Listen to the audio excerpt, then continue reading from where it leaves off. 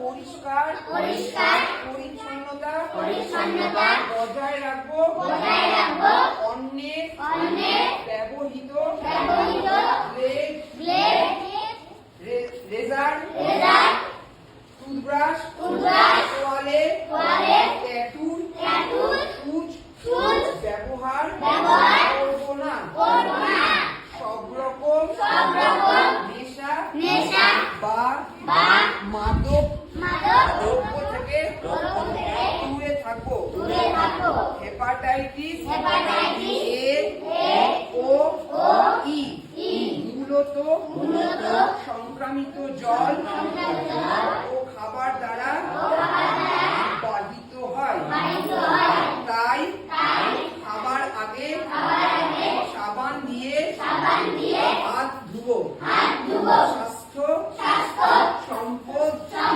খাবার খাবো স্বাস্থ্যসম্মত খাবার খাবো পরিশ্রুত জল ব্যবহার করব আমি নিজে এই বিষয়ে জানলাম ও অন্যদের জানাবো যে রক্ত পরীক্ষায় হেপাটাইটিস বি ও সি শনাক্তকরণের একমাত্র